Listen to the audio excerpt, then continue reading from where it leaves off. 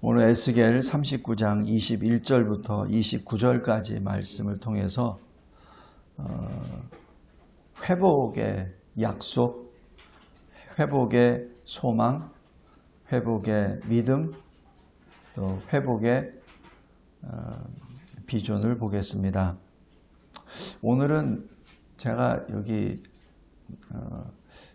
이 땅에서 사는 동안에 공적으로 많이 슬픈 날이었습니다. 한 개인이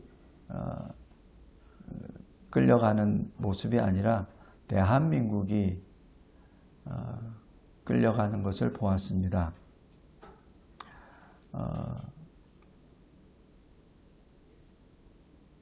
군이 무너졌고 공권력이 무너졌고 사법이 무너졌고 의회가 이미 공산당에게 다 점령이 된 상태에서 마지막 하나 남은 대통령, 어찌 보면 상징이라고도 볼 수 있는 그 대통령이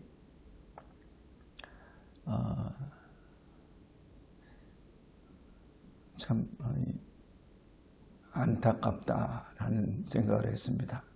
그것도 중국이나 북한군에 의해서 잡혀가는 것이 아니라 우리 경찰에 의해서, 우리 공수처에 의해서, 우리 기관에 의해서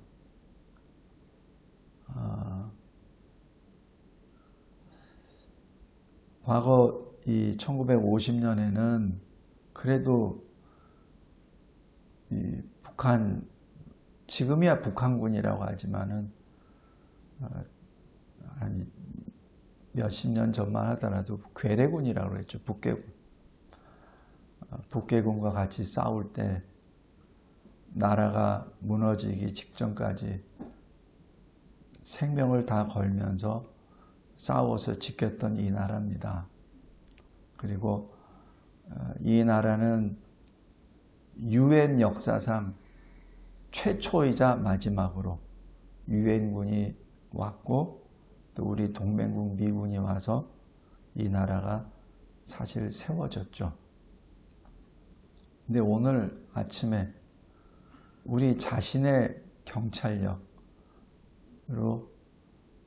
대통령이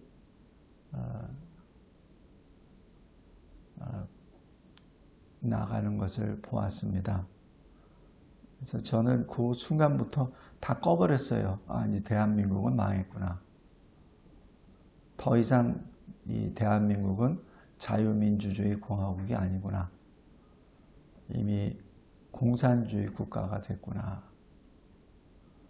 더 슬픈 것은 그래 그나마 남아있는 40몇 %는 그것을 통탄하고 있지만 나머지는 무감각하게 오히려 박수를 치며 아마 보고 있었지 않았나 하는 생각이 듭니다.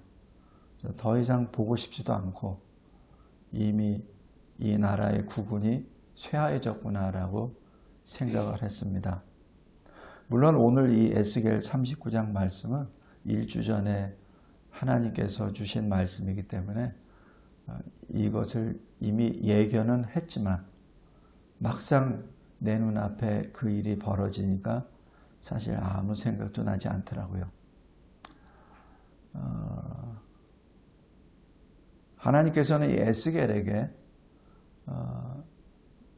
자기 백성이 어떻게 처참하게 끌려가고 그래서 포로 생활을 하는지 이유에 대해서 쭉 설명을 해주셨습니다. 왜냐하면 에스겔 자체도 포로로 끌려갔기 때문에 그 와중에 하나님께서는 에스겔을 통하여 소망의 말씀을 주시죠. 그것이 오늘 본문 내용입니다. 성도 여러분,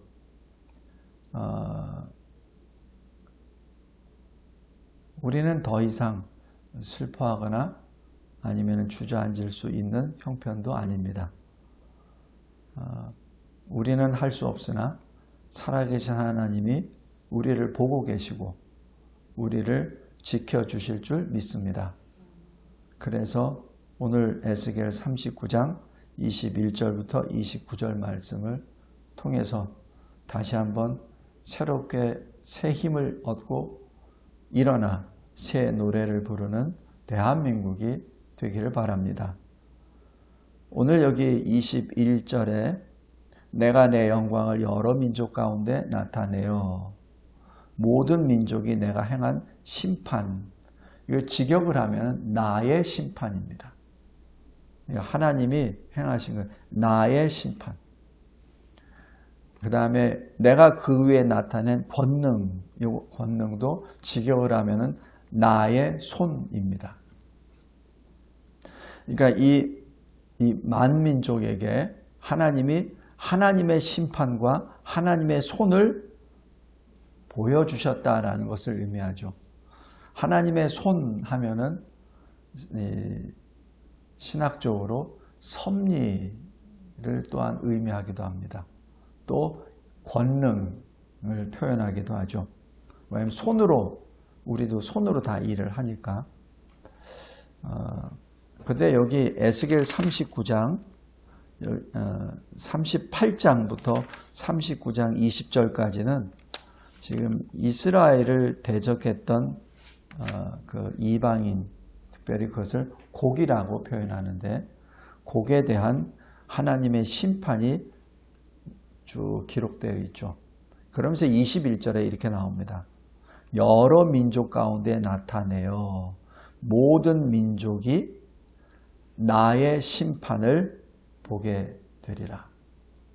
이 곡이 심판을 받는 그것을 통해서 하나님의 심판을 본다는 얘기죠. 그리고 하나님이 행하시는 하나님의 손을 보게 된다는 얘기입니다.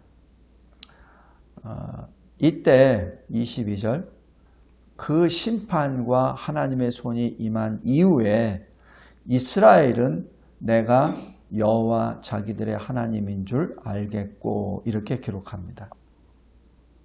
그렇다면 다른 민족들은 어떻게 되겠습니까? 다른 민족들은 알겠고가 아니라 놀라겠고라고만 하겠죠. 이것이 믿는 자와 믿지 않는 자의 차이입니다. 믿는 자는 하나님의 심판과 하나님의 손을 봤을 때 그때 엎드리죠. 회개하게 됩니다. 그러나 믿지 않는 자는 그냥 놀라고 숨고 피해버리죠. 그것이 믿는 자와 믿지 않는 자의 그 차이죠. 믿는 자는 그 심판과 하나님의 손 영광을 통해서 그분이 나의 하나님인 것을 고백을 하게 됩니다. 그렇기 때문에 구원이 심판과 같이 들어가는 거죠. 그러니까 믿지 않는 자에게는 심판이지만 믿는 자에게는 구원이 됩니다. 왜냐하면 믿는 자에게는 그 심판의 역사를 통하여 하나님이 나의 하나님임을 고백하고 그 하나님께 엎드리기 때문에 구원의 길이 열리는 것이요, 하나님께로 나아갈 수 있는 길이 열리는 것이요, 하나님과 연합이 되는, 하나가 되는 기회를 얻게 되는 것이죠. 그래서 동일한 역사 가운데, 동일한 하나님의 심판과 동일한 하나님의 손의 역사 가운데 믿는 자와 믿지 않는 자가 아주 자연스럽게 구별이 됩니다. 그 동시에 23절에 여러 민족은 이스라엘이 그 죄악으로 말미암아 사로잡혔다, 포로돼서 끌려갔다는 것을 알 것이다.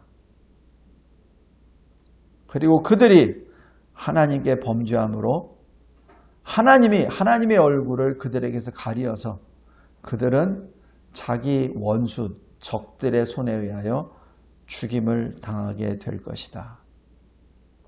이것을 누가 안다고요? 여러 민족이. 이스라엘이 아는 것보다도 여러 민족이 보고 안다는 얘기입니다. 이게 무엇을 말하죠?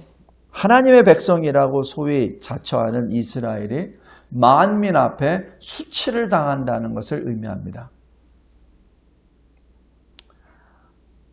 그리고 24절에 그들의 더러움과 그들의 범죄함대로 내가 그대로 행하게 놔둘 것이다.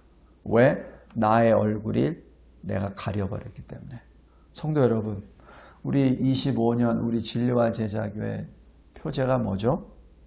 주의 영광을 내게 보이소서. 그 주의 영광을 내게 보이소서라는 것이 주님의 손이 늘 나와 함께 임하소서.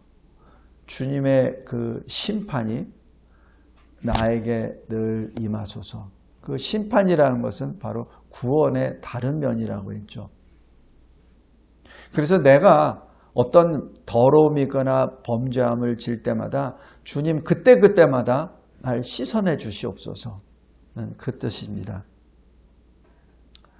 그래서 여기 21절부터 24절까지는 이스라엘의 범죄가 모든 민족들에게 다 나타날 것이다.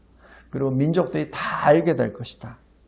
이스라엘이 수치를 당할 것이다 라고 그렇게 선언을 하십니다. 다음에 25절부터 29절까지가 우리가 기다리던 그 소망 회복의 말씀입니다. 내가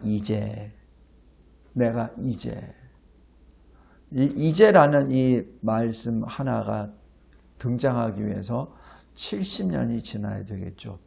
하나님에게는 그냥 이제라고 하지만 우리에게는 징계를 받는 자에게는 70년입니다.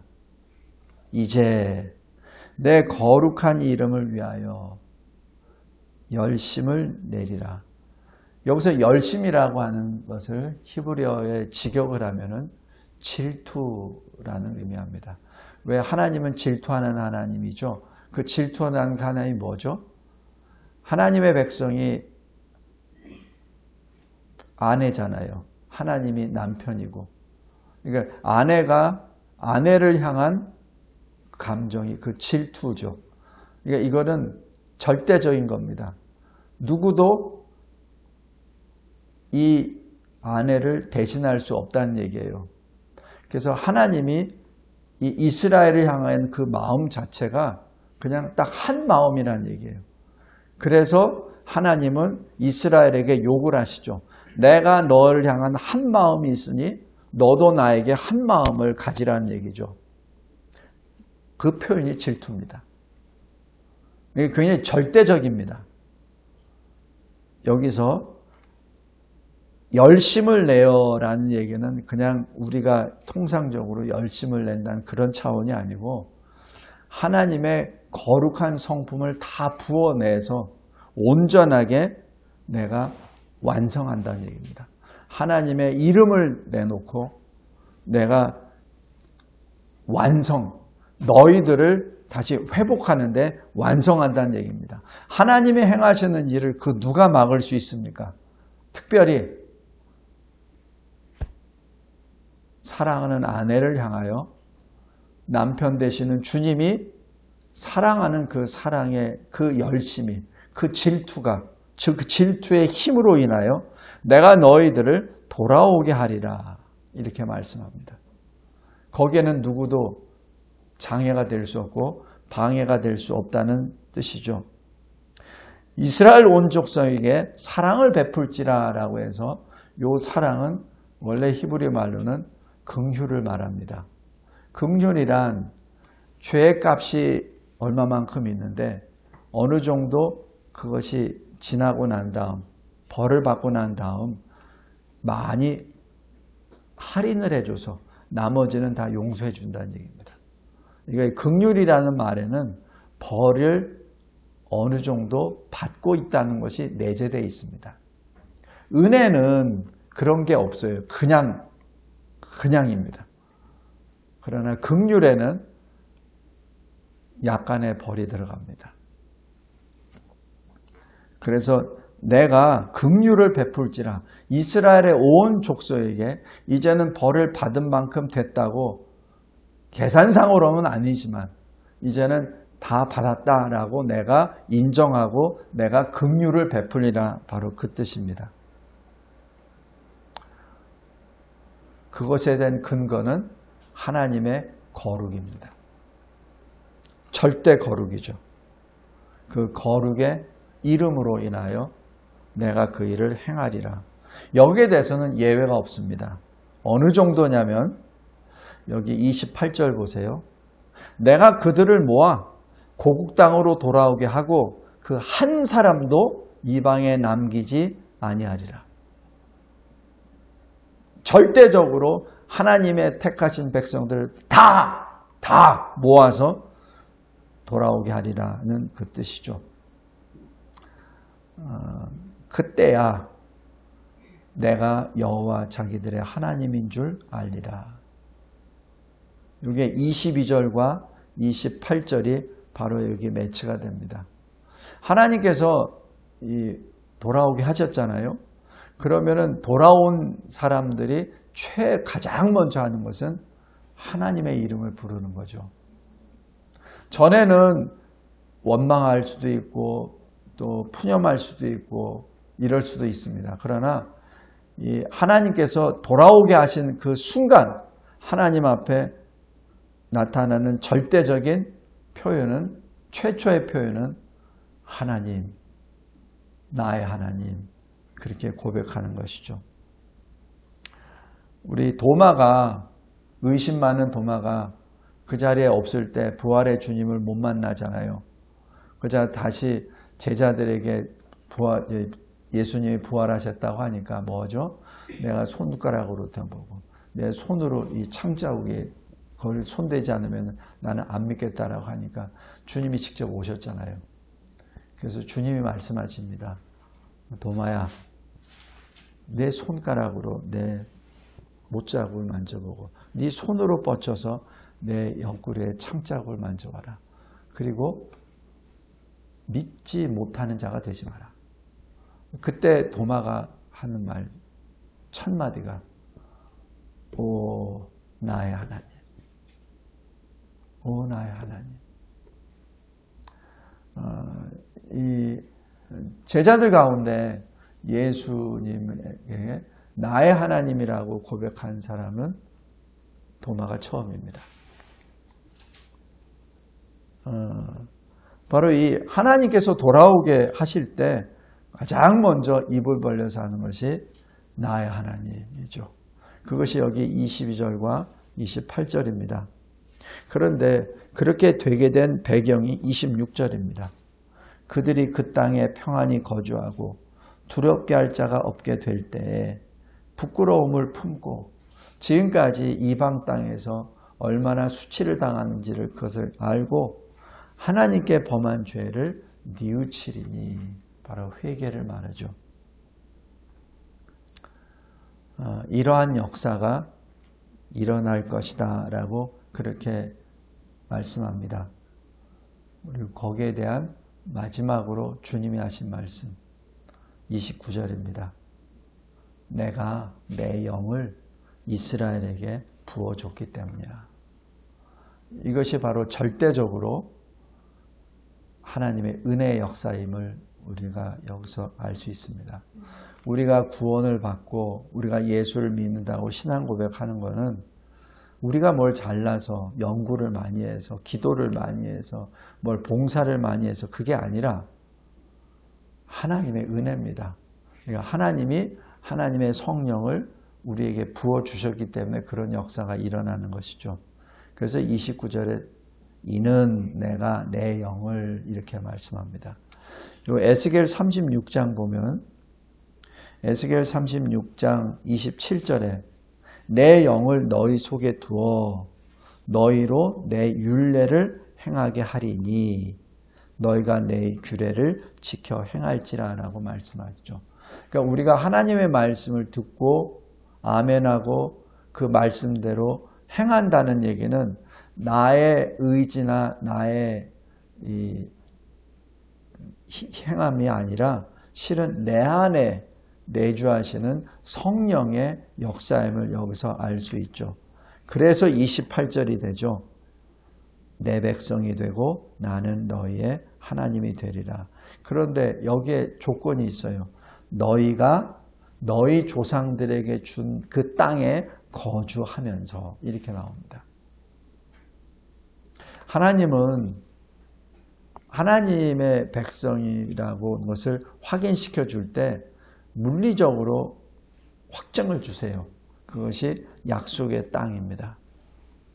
그것이 바로 오늘 여기 에스겔 39장의 26절이에요. 그들이 그 땅에, 그 약속의 땅에, 그 조상들에게 그 준 땅에, 그들이 과거에 살던 그 땅에 평안히 돌아와서 거주하고, 두렵게 할 자가 없게 될 때 부끄러움, 자기들이 범한 죄에 대하여 수치를 느끼고 하나님께 범한 죄에 대하여 회개하리라.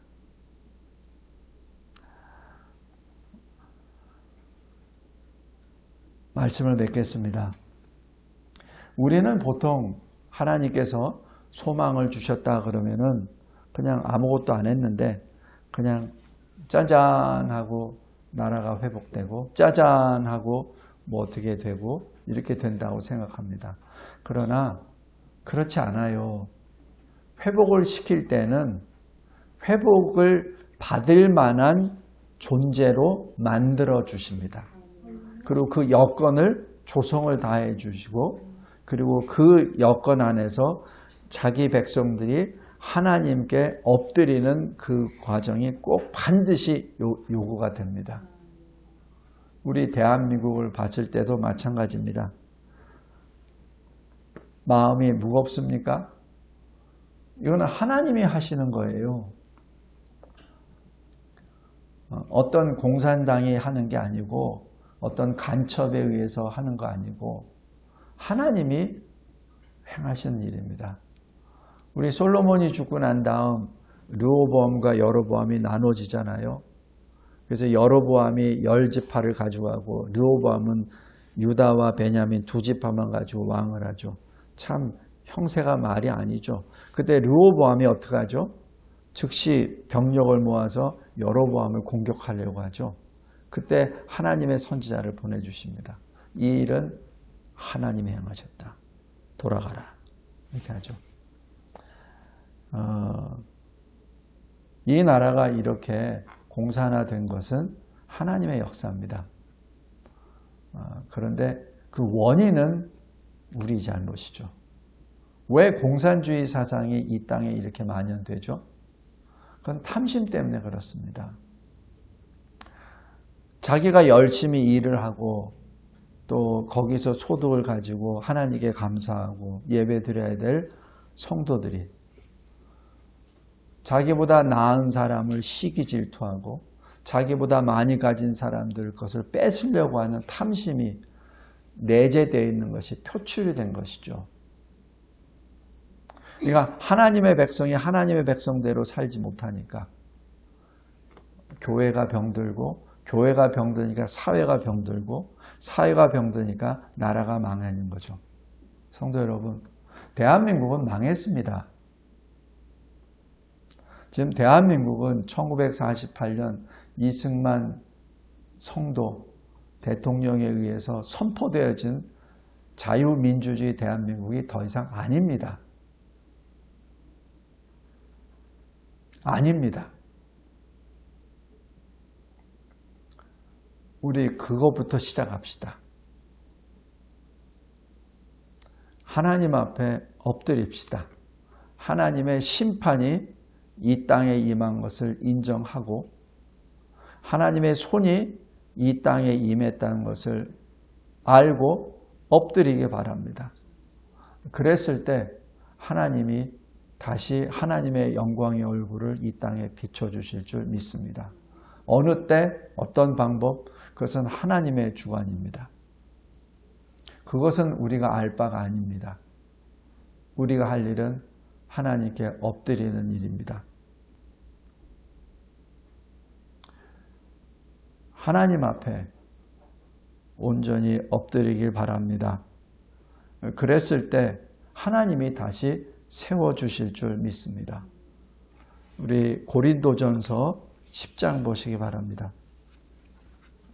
고린도전서 10장 13절에 사람이 감당할 시험 밖에는 너희가 당한 것이 없나니 오직 하나님은 미쁘사 너희가 감당하지 못할 시험 당함을 허락하지 아니하시고 시험 당할 즈음에 또한 피할 길을 내사 너희로 능히 감당하게 하시느니라. 하나님께서 주시는 생명의 시간 동안에 하나님의 얼굴이 다시 우리에게 비춰지기를 간구합시다. 그리고 우리 각자가 개인이 또 교회가 또 나라가 범한 죄악에 대하여 다시 한번 하나님께 엎드리고 하나님께 죄를 자복하고 회개하는 우리 모두가 이 나라가 되시기를 바랍니다. 그랬을 때 하나님이 분명히 회복시켜 주실 줄 믿습니다. 하나님이 행하신 일입니다. 하나님이 다시 회복시켜 주시는 그 현장에 저와 여러분이 증인으로 그리고 증거로 서기를 바랍니다. 기도하겠습니다. 하나님 감사하고 감사합니다. 흑암 가운데 주님이 빛의 말씀, 소망의 회복의 말씀을 주심에 감사합니다.